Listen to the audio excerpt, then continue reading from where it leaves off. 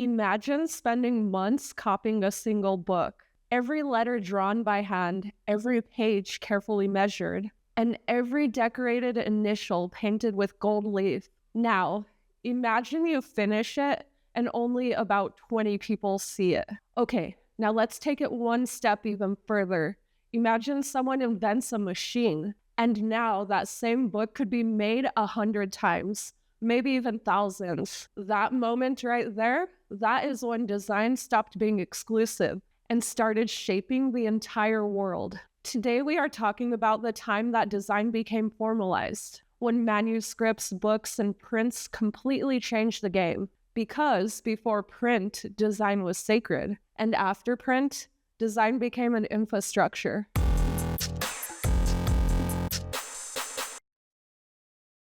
Before the printing press, before typefaces, before grids were something that we complained about in design critiques, there were monks, literally monks, in monasteries all across Europe. Scribes would hand copy religious texts. This wasn't just copying homework. This was a spiritual act. And if you've ever seen the Book of Kells, or even Lindisfarne Gospels, you know these are not just casual documents. They are insane. Gold leaf, intricate patterns, illustrated margins, huge decorative drop caps.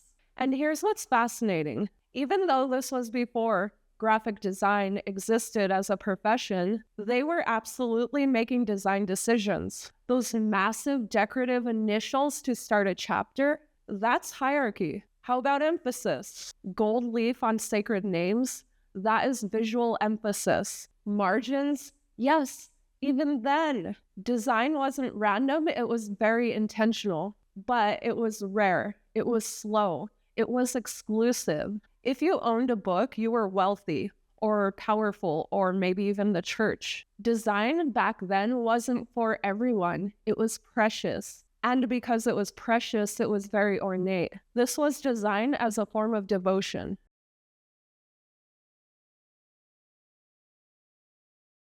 And now let's meet the main character of all the chaos, Johannes Gutenberg.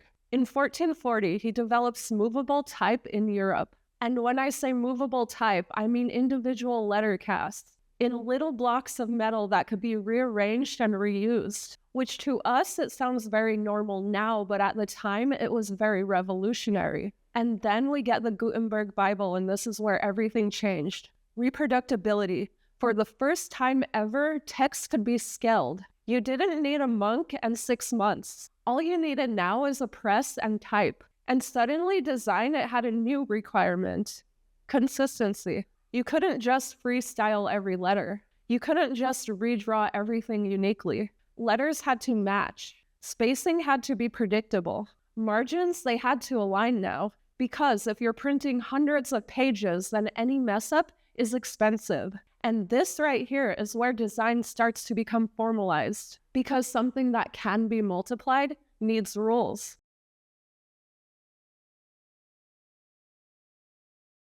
Before print, letters were expressive, fluid, personality-driven, and after print, they had to behave. Designers, well, printers and type cutters, started to engineer letter forms. Enter figures like Nicolas Jenson. His Roman typefaces, proportionate, balanced, structural. Then there's Aldus Manutius. This man introduced the italic typeface, smaller, portable books, and more accessible formats. That's not just aesthetic, that's innovation. That is functional design thinking. He wasn't decorating, he was optimizing. And this is when typography becomes a discipline. Letters are no longer just beautiful, they are repeatable. They are engineered. They are built for scalable systems. And honestly, that's the foundation of everything that we do as designers now. Every time that you are choosing a typeface, you're stepping into a lineage of people who decided that letters have to match each other. This is when fonts stopped becoming vibes and became an infrastructure instead.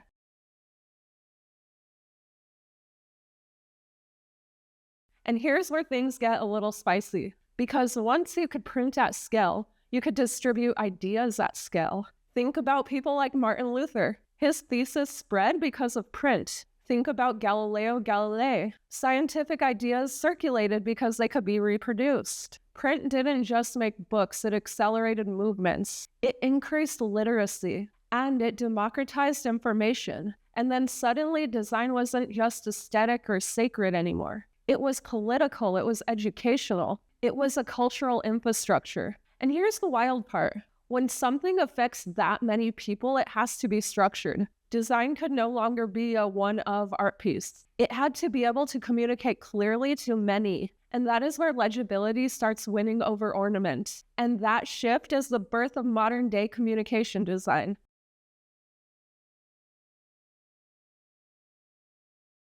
Let's talk grids, because this is where my little design heart gets excited. Print demands alignment. You can't just eyeball it every time. Margins, they start becoming standardized. Text blocks, they start becoming consistent. Page ratios, they become intentional. Repetition becomes harmony. Early grids started emerging not because someone wanted to become minimalist, but because efficiency required order. And here's something really important I want you to remember.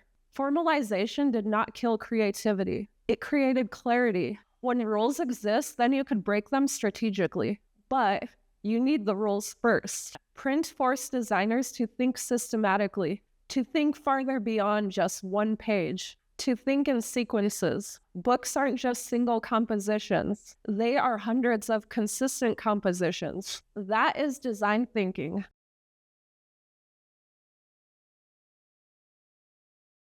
Now here's the emotional question. Manuscripts were unique, emotional, handmade. Print books were consistent, efficient, democratic. Did we lose something?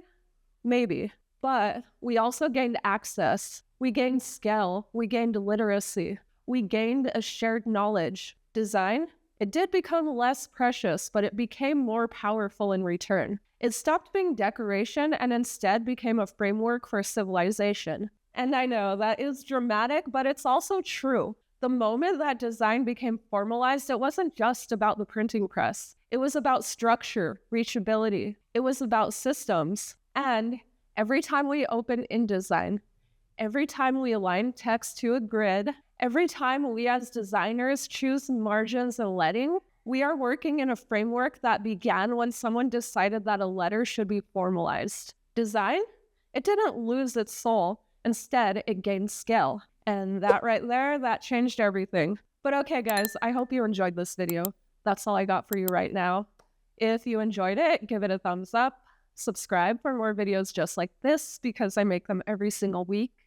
And I'll see you in the next one. Bye!